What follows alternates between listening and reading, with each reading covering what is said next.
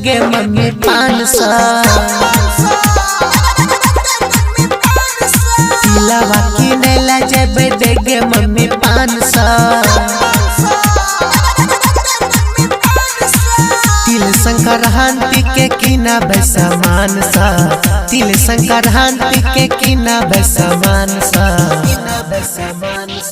तिलवा किनेला जेबे देगे मम्मी 500।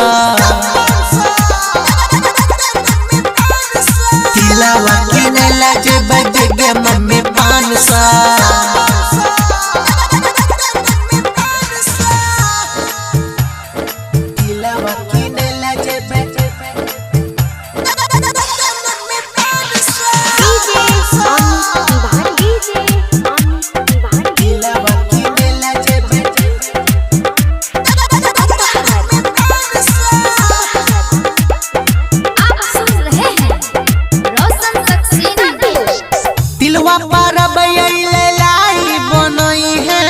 अपने ही हाथे मम्मी हमारा खिलाई है, गाय के मम्मी दूध मंगई है, वो करे अब की तो दही जमई है। तिलवा परब लाई बनई है, अपने हाथे मम्मी हमारा खिलाई है, गाय के मम्मी दूध मंगई है, वो करे अब की तो दही जमई है। दही चूड़ा अबड़ी मम्मी खैबै बड़ी शान सा। तिलवा किनेला जेबे देबे मम्मी 500।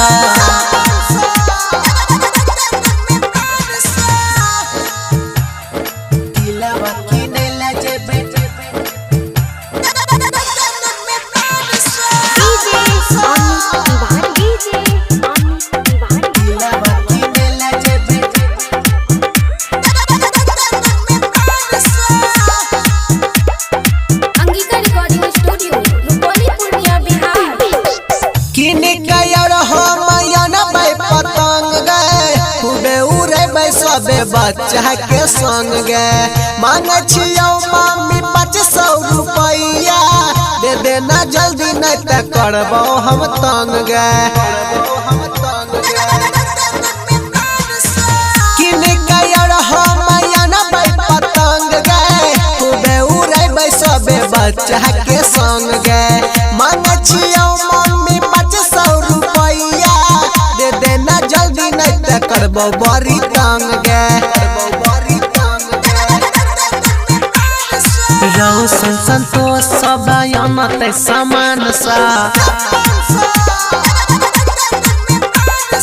तिलवा किनेला जेबे देबे मम्मी 500। तिल संक्रांति के किनाबे सामान सा, तिल संक्रांति के किनाबे सामान सा। तिलवा किनेला जेबे देगे मम्मी 500।